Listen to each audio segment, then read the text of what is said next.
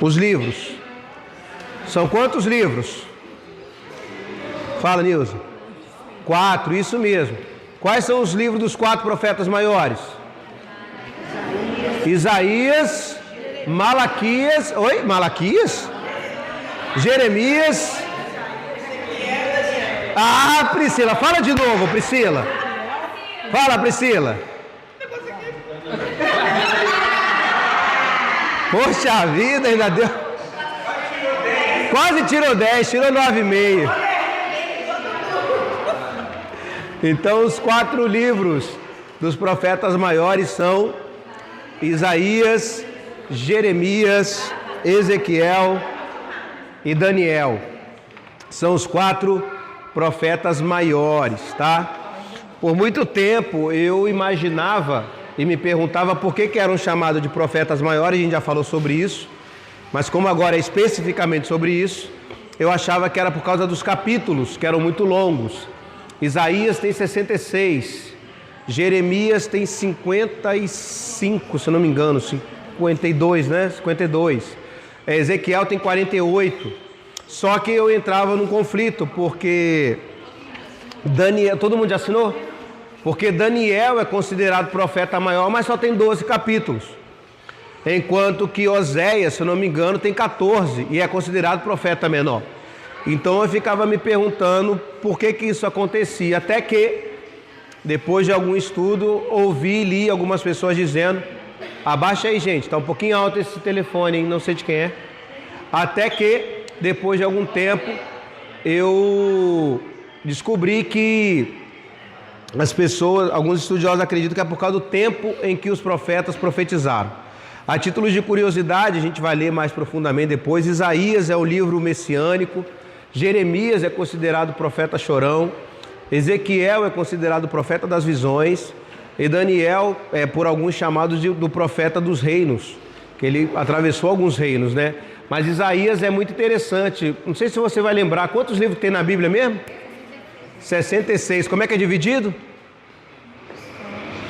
Isso, Wagner, Antigo e Novo Testamento, certinho. É. Isso, e quantos tem no Antigo? E no Novo? 27. Há quem diga que o livro de Isaías é uma Bíblia dentro da Bíblia, porque ele tem 66 livros, é um profeta, livro do profeta messiânico. 39 capítulos de Isaías fala sobre juízo e fala sobre como que Deus tratava com Israel, e 27 livros, ou capítulos, falam de como Deus trataria e como vai ser a Nova Jerusalém, fazendo menção de promessas do futuro. No 39, no Antigo. E aí a gente vai percebendo que os livros vão se encaixando muito. Existem muitas visões de Ezequiel que se cumprem lá em Apocalipse. Existem profecias de Daniel que estamos vivendo ainda hoje. Então tem muita coisa para falar, tá? Mas os profetas maiores, a gente não vai entrar em nenhum livro específico hoje, mas vamos falar de um assunto muito interessante. Apenas aí a título de curiosidade, tá? Aí estão os anos desses homens que eles profetizaram. Isaías na Síria não, estava ali em Jerusalém, mas tinha esse cunho assim para os assírios, tá? Aqui no livro de Daniel, ó, começa a questão das deportações para a Babilônia. Foram 3, primeiro, segundo, terceiro. Isaías, ele foi o primeiro profeta, ele, assim, dos grandes, né? Ele profetiza durante muito tempo, mas ele profetiza basicamente sobre Jesus. Quando chega Jeremias, a gente pode perceber que eles foram contemporâneos, aquilo que a gente já tinha conversado. Lembra? Jeremias profetizou aonde? Em Jerusalém, tá? Desde o 13º reinado de Josias. Ele profetizou em Jerusalém, então ele começou as profecias. Para quem está acompanhando a leitura, nós estamos agora exatamente em Jeremias. E a gente percebe que o começo do livro de Jeremias é sempre Deus falando: cara, volta para o povo, vai vir, até que chega um determinado momento em que ele fala: cara, já era, a Babilônia vai chegar, vai vir a tribo do norte e vai arrebentar com vocês, porque vocês não se convertem. E aí começa. Quando tem a primeira deportação, quando Babilônia vem e arrebenta Jerusalém, o que a Bíblia ensina? E diz que quando Nabucodonosor veio, ele levou para lá na primeira leva quem? os filhos dos nobres e dos príncipes. Nessa primeira deportação, quem vai? Daniel. E aí, numa segunda deportação, leva as outras pessoas. Só que na terceira leva muito pouquinha gente. Nessa segunda aqui, é quando acontece Ezequiel começando a profetizar lá na Babilônia, para o povo. E aí começa a ter as visões. Só que Daniel, ele profetiza dentro do palácio. Ele tem as visões, as revelações dentro do palácio. Então nós vemos 3 distinções dos profetas. E aqui em 586, Jeremias, quando olha para Israel, para toda aquela destruição, não tinha mais nada, acontecem as lamentações. Tem alguma referência de qual idade eles começaram a profetizar? Não sei. Se alguém souber, ele está perguntando com qual idade que os profetas começaram a profetizar. Alguém sabe? Jeremias nunca casou? Eu acho que não. Eu estava lendo agora que fala que ele não podia arrumar casamento. O próprio Deus falou com Jeremias que no ventre da mãe dele eu tinha separado ele como profeta. Como profeta, é. Mas quando começa efetivamente, assim, não sei. A gente sabe que Daniel, quando ele vai para lá, ele era um adolescente. Dizem que ele estava mais ou menos com 17 anos. Mais ou menos, 16, 17. É. Porque na verdade passam-se alguns governos, né, até ele começar a ter as visões, tá? Porque o começo do livro de Daniel fala das coisas que aconteceram, dos pontos focais. As visões começam a partir do, se não me engano, capítulo 7 ou 9, quando começam as visões. E aqui foram os 70 anos em que eles ficaram cativos. Jeremias começa a profetizar, acontece o cativeiro aqui no período de Daniel, em 606, e fica até 536, quando ele volta. E a gente já falou sobre isso. Em qual livro? Isso, Neemias e Esdras, que são os livros da restauração. Itamar tá ligado, que são os livros da restauração, tá? E entre, o que acontece aqui entre esses 2 livros? Tem um livro aqui de uma mulher, qual é o nome dela? Esther, isso aí, tá? E aqui, ó, algo interessante, tá? Aqui a gente começa a ver desenhado a visão de Daniel. O sonho da estátua, como dizem aí alguns. O sonho da estátua, vocês lembram? Como é que era a estátua? Cabeça era de quê? Ouro. O tronco era de quê? Prata. A cintura e as pernas eram de quê? Bronze. Ou melhor, a cintura era de bronze, as pernas eram de ferro e lá os pés era misturado barro com ferro. Aqui a gente começa. Quem era a Babilônia? Cabeça de ouro. Depois quem vem? Medo-Persa, o ombro. Depois quem é a próxima tribo, a próximo povo que vem? Roma. Roma toma conta depois aqui, ó. Vieram os gregos, estavam aqui dentro ainda. Depois dos gregos vieram os romanos. E os romanos tomam conta, são de bronze.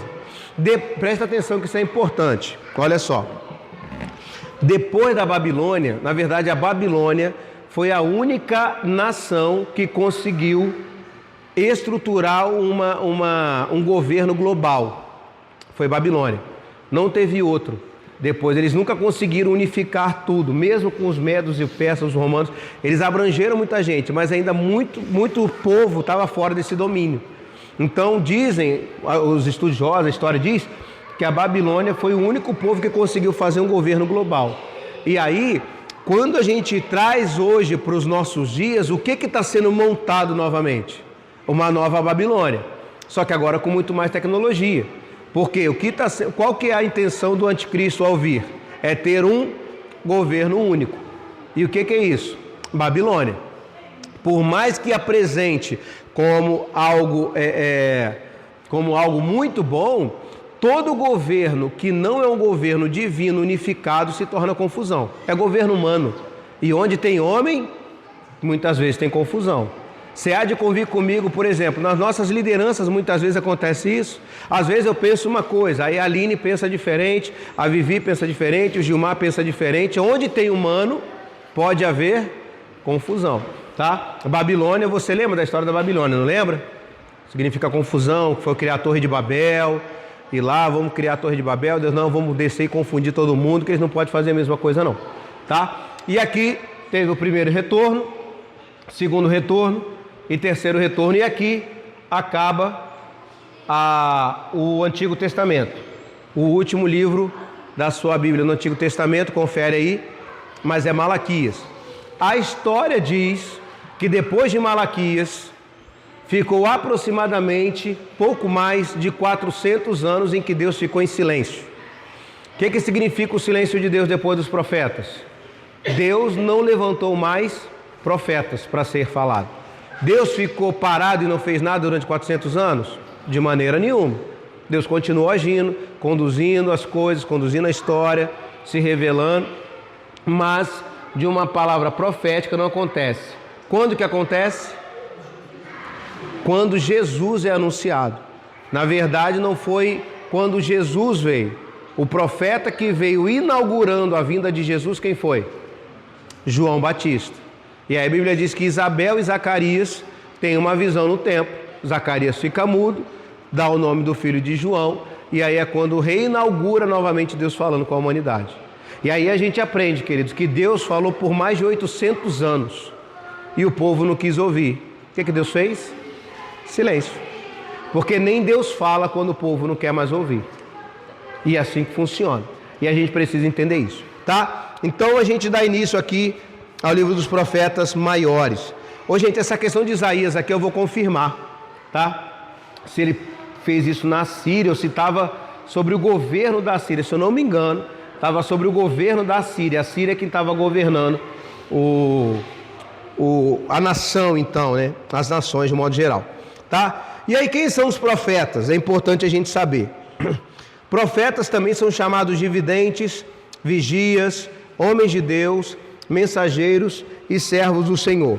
Aquele que fala antecipadamente ou abertamente, chamado ou designado a proclamar a mensagem do próprio Deus, percebe coisas que não fazem parte da esfera da visão ou da audição natural, dotados de habilidades especiais, tem discernimento, fala em favor de, é porta-voz de, feminino de profeta é profetiza, não é profeta mulher não, é profetiza, tá? E aí a Bíblia fala sobre escola de profetas. E aí, o que se aprende na escola de profetas, gente? Se é uma escola de profeta, a gente vai ensinar o povo ao quê? Profetizar, tá? E quem inaugurou a escola de profetas? Samuel, 1 Samuel 10 aí. No Antigo Testamento a palavra profetizar aparece 115 vezes, profetas 309, a palavra profeta, né? Mas a Bíblia também fala em Jeremias e Ezequiel sobre os profetas mentirosos e as falsas profetisas aí em Ezequiel. O que a gente precisa entender? Existe uma questão no Antigo Testamento que funcionava o seguinte: o Espírito Santo, ele não habitava em nós, neles, né, como habita em nós hoje. Então, qual que era a manifestação do Espírito Santo no Antigo Testamento? Era basicamente em 3 classes. Quais classes? Quais classes? Profetas, sacerdotes e reis. Quando o Espírito Santo vinha sobre o rei, ele vinha, trazia a inspiração da palavra e voltava. Com o profeta acontecia a mesma coisa. É por isso que de vez em quando vocês vão ver alguns profetas dizendo: veio a mim a palavra do Senhor. Porque era a maneira como eles entendiam. A palavra literalmente vinha, eles profetizavam e depois passava alguma coisa. Hoje em dia a gente tem o Espírito Santo em nós e já não opera mais simplesmente o ministério de um profeta. Hoje nós fomos chamados para profetizar. Qual que é o grande perigo? Que existe lá em Efésios capítulo 4, os ministérios. E um dos ministérios é de profeta. Deus chamou pastores, apóstolos, lembra? Apóstolos, profetas, evangelistas, pastores e mestres, tá? Os profetas são aqueles que são um porta-voz de Deus de algo sobrenatural, diferente do pastor. O pastor é um porta-voz porque ele prega a própria Bíblia, mas o profeta tem uma revelação maior. Qual que é o temor que nós precisamos ter? Isso é aberto para todos? Pode ser, desde que Deus te chame para isso. É muito mais fácil. Você pode buscar? Pode, tá? Mas a Bíblia diz que Deus chama alguns para profetas. Nem todo mundo é profeta, mas o que é a questão principal? É que muitos que são chamados profetas, eles não sabem como profetizar. E aí entra um problema muito grave. Se no Antigo Testamento tinha escola de profeta para ensinar como profetiza, por que a gente acha que no Novo Testamento todo mundo vai receber uma inspiração e vai saber profetizar assim, do nada? O que acontece? Nós precisamos começar, quem tem esse dom, começar a aprender sobre como profetizar. Tá? E aí a gente precisa entender que existem algumas maneiras para fazer. Eu gosto muito do ensino do pastor Subirá, que ele fala muito como começou o ministério dele. Como que essas coisas vão começando a acontecer. Por exemplo, às vezes você tem uma inspiração, você sente de falar, quem já viveu isso? Esse tipo de coisa. De às vezes sentir no coração de falar alguma coisa para alguém. E aí você fica com medo, não sabe se é Deus, não sabe se é homem, não sabe o que é. Né? E aí você fica com medo e às vezes não entrega ou não fala o que tem que ser falado. E aí o Subirá vai ensinar que como que é... Júlia, eu estou dando aula, filha, vai para lá. Sai daí então, por favor.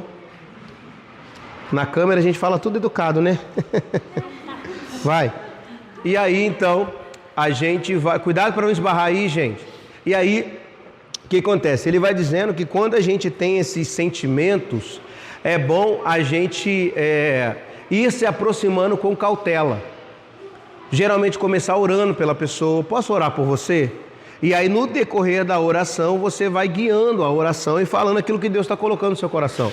Eu lembro que uma das primeiras vezes que eu fui usado com profecia, tinha uma moça na minha frente e eu estava assim orando, foi um momento no mover de Deus, uma graça muito grande, e eu coloquei a mão no ombro dela. Eu estava assim... Estava aqui, ela estava na minha frente, coloquei a mão no ombro dela e comecei a orar por ela.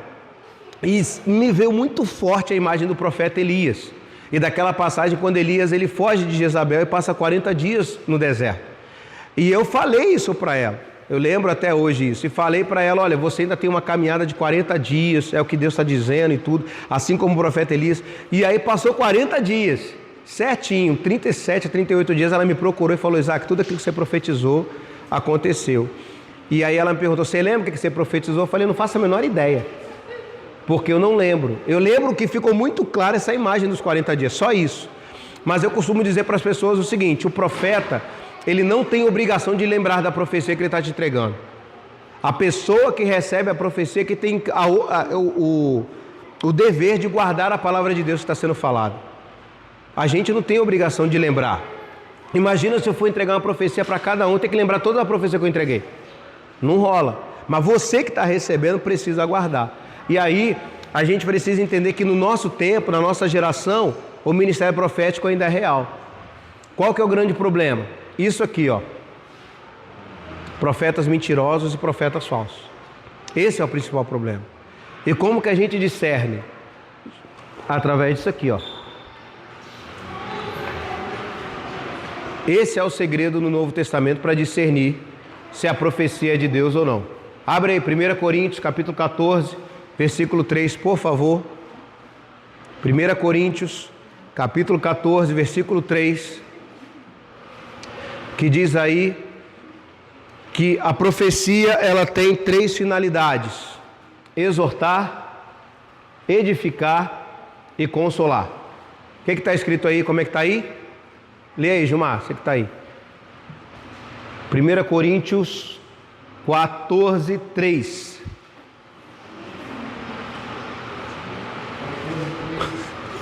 Mas o que profetiza fala aos homens para edificação, exortação e consolação. Então preste atenção. O que profetiza fala a quem? A quem? Aos homens. Profetiza fala aos homens. Então a pessoa que é inspirado por Deus para profetizar na vida de alguém, ele vai falar a homens. E qual que é a função da profecia no Novo Testamento? Edificar, exortar e consolar. Qual que é o grande problema? Está aqui, ó. No exortar. O que significa a palavra exortação, gente? Corrigir, correção. E algumas pessoas falam assim, Deus não vai fazer ninguém passar vergonha. Cuidado. Cuidado. Se for para salvação, eu prefiro passar vergonha. Concorda ou não? E de vez em quando Deus faz. Já ouvi casos sérios de que aconteceu isso. Só que o que a gente precisa entender quando nós recebemos uma profecia? Ela edificou a minha vida? O que é edificar? Trouxe um fundamento mais alicerçado? Trouxe uma convicção e uma certeza do que eu já sabia? Trouxe uma palavra de direção onde eu já sabia o que estava acontecendo e só confirmou? Edificou. Estou em pecado, estou com algum problema, estou tomando alguma atitude errada, às vezes não necessariamente pecado, mas estou caminhando por uma direção errada. Se levantou um profeta e me corrigiu. Foi exortar? Foi. Qual que é o grande problema do segundo ponto, da exortação? Porque as pessoas não querem ser exortadas. Elas batem no peito e falam que não, que está tudo certo, que está tudo bem, que está tudo tranquilo. E muitas vezes não está. A gente fala, a gente exorta, ensina e muitas vezes não vai. E aí a pessoa continua no mesmo erro. E aí acontece tudo o que aconteceu com o povo de Israel. Deus fala, Deus ensina, Deus exorta, Deus corrige, mas a pessoa não quer aceitar. Eu não estou falando aqui, gente, de coisa supérflua, tá? Eu estou falando de profecia, falando sério. Porque a gente vê muita coisa aí, igual eu estava vendo um pregador muito famoso. Dizem que ele é muito usado, eu não sei até que ponto é verdade ou não, mas que ele estava dizendo o seguinte: o meu maior ministério é libertação, mas o que ficou famoso foi justamente as profecias, porque foi o que mais viralizou, mas o meu ministério é muito forte, é libertação. E aí, não estou dizendo que é o caso dele, mas o que muitas vezes acontecia, não sei se acontece ainda, isso é sério que eu vou falar, tá? Mas o que acontece? A pessoa olha a Vanessa, e aí ele chega de alguma maneira, ele pega e consegue algum dado da Vanessa. O que ela faz? Instagram. E aí no Instagram ele está seguindo a Vanessa. Aí a Vanessa postou assim, a Rejane, passou assim: luto pelo meu avô. E aí tem um ponto na orelha desse homem que está atrás da Rejane. E esse ponto fica ligado no ouvido do pastor. Olha como é que isso é sério. E aí ele fala assim: a Regiane é casada com o Itamar, acabaram de comprar um carro e ela está passando um momento muito forte de tristeza, porque ela acabou de perder um ente querido. O que o profeta fala? Tem uma moça aqui no meio, está por ali, ó, perdeu um ente querido, tocou na ferida. O que a Regiane, a primeira coisa que vai fazer? E aí ele começa. Por que muitas vezes sai CPF em alguns casos? Porque eles vasculham antes as pessoas. Isso quando não acontece de contratar atores. É loucura. Loucura. Tem um numa igreja aí que os caras fizeram uma montagem com ele. Cura pelo joelho. Estava aqui, fui curado. Cura pelo ombro. Estou aqui, fui curado. Cura de dor de cabeça. Estou aqui, eu não vou falar o nome, senão vou saber, está gravando. Dor de cabeça, o cara foi curado de umas 15 doenças. E é o mesmo rosto, é o mesmo cara, você fala, gente. Então a gente precisa perceber que existem os falsos profetas. E acontecia isso no meio evangélico. Por que acontece isso? Para que possa dar fama, notoriedade. E aí a igreja enche. Quanto mais gente na igreja, mais dízimo, recurso. Né? E aí o negócio vai se tornando uma bola de neve. Então a gente precisa tomar muito cuidado, porque a profecia é algo muito sério. Fala, Gilmar. Aconteceu com uma irmã, não vou falar o nome, foi agora, recente.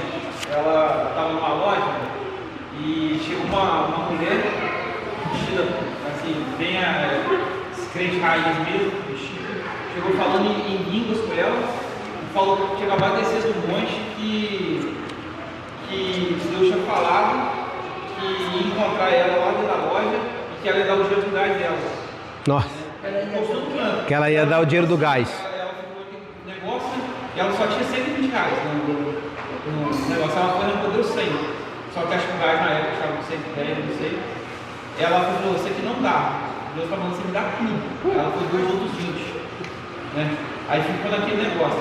Depois se sentiu mal. Eu até conversei com ela, falei, né? Não podia ter agido assim, mas a mulher sabia até quanto eu tinha. Falei, ela tinha muito louco. Isso é perigoso por quê? Porque a nossa fé, se ela a gente não tiver assim, ser racional, os outros se aproveitam. O temor que a gente tem em Deus, a gente faz as coisas.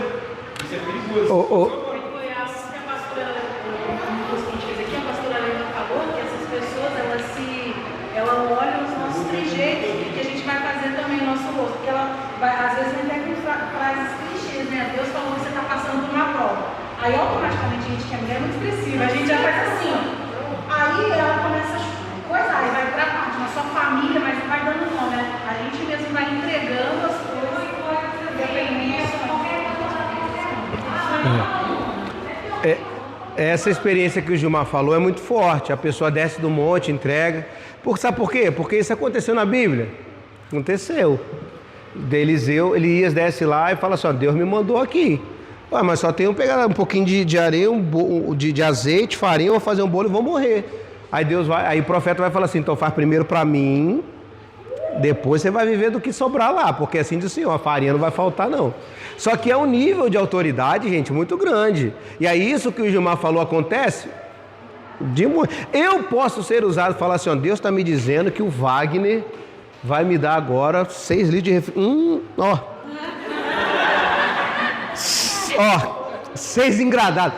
Pode. Eu conheço essa história, e assim, é uma coisa assim, gente, vocês estão dizendo não, porque no final ainda, depois de a pessoa ter entregado tudo, ele falou assim, Deus mandou falar, deixei meu filho em casa, como um Kit Kat que eu prometi que eu ia levar um negócio para ele. Eu falei, estou aqui. Porque olha só, por que o milagre aconteceu na vida da viúva? Porque ela teve fé e acreditou na palavra do profeta. A partir do momento que uma pessoa vem e eu entrego meio que por obrigação, sem a fé não funciona. Porque precisa ter a fé para receber, senão não vai, entende? E aí a gente precisa tomar muito cuidado com isso, são os falsos profetas. O que é a questão do consolar? O consolar é quando você está vivendo um momento de dificuldade, tristeza, Eu oro a Deus e peço para que Deus, se usar alguém em profecia para mim, que seja muito claro e que seja realmente coisa que eu esteja vivendo. Porque eu chegar aqui e falar coisa aleatória, entenda o seguinte, você já vai falar, Jones, não esquece não. Eu posso ser usado como profecia para a vida da Nilza? Eu vou ensinar vocês a profetizar, Assim, eis que te digo, assim diz o Senhor, irmã, Deus vai estar preparando uma porta aberta para você muito grande. Eu estou vendo, algo profundo, grande. Estou vendo uma porta, meu Deus, é muito grande, irmã. Gente, isso é profecia? Que porta que é? Entende? Aí, igual a Fabiola falou, bota num ambiente espiritual. Quando a pessoa está tomada por essa questão, se ele chegar numa pessoa que está com um problema, ele fizer isso aqui, a pessoa desaba. Pronto, é a brecha que eu quero. Assim te diz o Senhor, você está passando por uma grande prova. Uma luta enorme, mas Deus revelou minha vida toda. Deus vai abrir a porta, Deus vai enviar o milagre. Queridos, isso é muito superficial, não estou dizendo que Deus não faça, tá? Mas é superficial. Agora, se Deus chegar para algo profundo que só você... Teve uma vez que um profeta viu, ele não entendeu, mas ele viu uma esteira de correr e uma pessoa correndo, ele viu quem era a pessoa. E aí Deus falou para ele assim, vai lá e fala para ela que você teve essa visão de esteira, que ela vai entender o que é. E aí o profeta foi lá, falou com a pessoa assim, olha, eu não entendi muito bem não, posso orar por você? Pode. Mas primeiro Deus me mostrou você correndo numa esteira. A mulher destrambelhou a chorar. E aí, quando ele começou a orar pela mulher, a palavra de revelação veio. E aí, ele começou a orar por ela e falou até o que ela tinha falado. Qual que foi o contexto? Ela estava na esteira correndo e ela, em pensamento com Deus, falou o seguinte, o Senhor me esqueceu, em pensamento. O Senhor não lembra mais de mim. Eu estou vivendo muita coisa aqui, mas o Senhor não está nem aí para mim. Aonde que ela estava? Na esteira. Por que o profeta viu a esteira? Porque foi onde ela estava. E quando a palavra de revelação veio, ele foi e falou. Você falou em pensamento que Deus se esqueceu, mas Deus me trouxe aqui e começou a entregar para a mulher.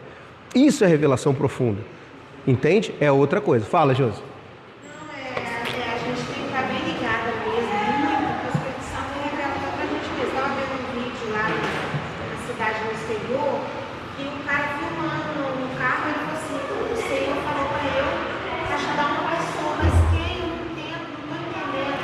Aí o moço ficou um vídeo assim, que ele falou no posto de gasolina.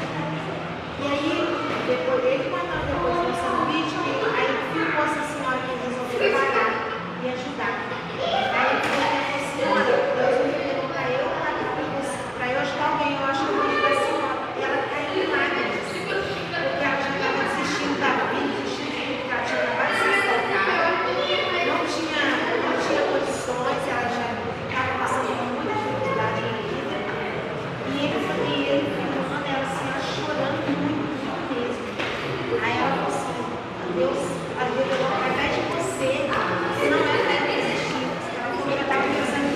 Olha só, é profundo. Agora, tem uma coisa no Antigo Testamento que acontece que é muito forte, tá?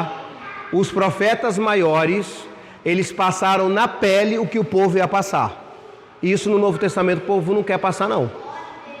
Não quer. Porque a Bíblia diz que Jeremias colocou um cinto na cintura, comprou um cinto, usou o cinto um tempo, depois pegou o cinto, escondeu o cinto, enterrou o cinto, tirou o cinto, colocou o cinto de novo, falou, assim diz o Senhor, da mesma maneira que esse cinto se apegou a mim, mas ele ficou podre, assim vocês serão levados cativo para o Babilônia. E aí em outro momento Deus fala contra o profeta, não casa, faz outro negócio, faz outra coisa. Isaías, a gente vai ver que ele andou pelado, a parte das nádegas dele foi rasgada. Falou assim, você vai andar assim durante tanto tempo para mostrar para o povo que eles vão ser levados cativos. O profeta, muitas vezes, ele é um sinal de Deus para o povo, na maneira dele de agir e de fazer. Pastor, lá fala que ele andou 3 anos, ele morre 3 anos. Quem? O Isaías? 3 anos andando assim, com a rasgada. Imagina que humilhação. Imagina que coisa horrorosa, mas isso o povo de hoje não quer, os profetas não querem hoje.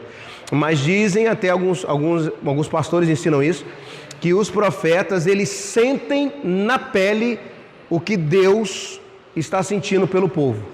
É por isso que Jeremias chorava o tempo todo, porque ele não conseguia. E aí profetizar é muito mais que predizer eventos futuros. A primeira preocupação do profeta é falar a palavra de Deus para as pessoas do seu tempo, convocando-as à fidelidade e o conserto. Qual que é o principal problema? Chamar as pessoas para o conserto. Só que muitas vezes as pessoas não querem. Eu falo sobre um profeta e eu falo que esse profeta, Deus revelou para ele que as pessoas iam lá, revelou os dias de Cristo e lá no final a Bíblia fala que ele era um falso profeta. Falso profeta, doideira. Ó, teve um rei, talvez eu esqueça o nome do profeta, está aqui na minha cabeça, talvez eu esqueça. Mas o rei, ele foi, se não me engano, foi Acabe, o rei. Estava fazendo uma reunião, ele em guerra contra outro rei. Aí ele falou assim, chama os profetas aí para profetizar. Aí os profetas vinham, pegavam chifre e falavam assim, como está esse chifre, você vai derrotar os inimigos. E aí todo mundo, aí tinha um rei do lado dele que falou assim, Miqueias ou Micaías, não lembro, Miqueias, acho que é Micaías, não lembro. Aí eu sei que o rei falou assim, existe por acaso aqui algum profeta do Senhor, para que possa profetizar algo do Senhor? E aí o rei fala assim, tem um aí, que é esse profeta, se não me engano é Micaías, tem um aí, que é Micaías, mas ele nunca profetiza o que é bom para mim. Mas por que não profetiza? Porque o cara está no pecado o tempo todo, aí não profetiza o que é bom. Aí quando ele vem, ele vai e fala assim, e aí, o que você viu? Não, pode ir que você vai vencer, tá tudo certo. Aí ele vai e fala assim, eu já falei para você que não é para você mentir para mim. Fale o que realmente Deus te mostrou. Aí ele vai e fala assim, eu vi você sendo ferido e os soldados todos fugindo como ovelhas que não têm pastor. Daqui a pouco eu boto. Como ovelhas que não têm pastor. E aí a Bíblia diz que esse profeta, depois ele foi colocado para ser preso, ele foi colocado, foi enviado para a prisão. Então a gente percebe que o ofício e o ministério de profeta não é esse mamão com açúcar que todo mundo gosta. Quando a gente vai para ver a cidade da palavra, a gente percebe que é muito mais profundo.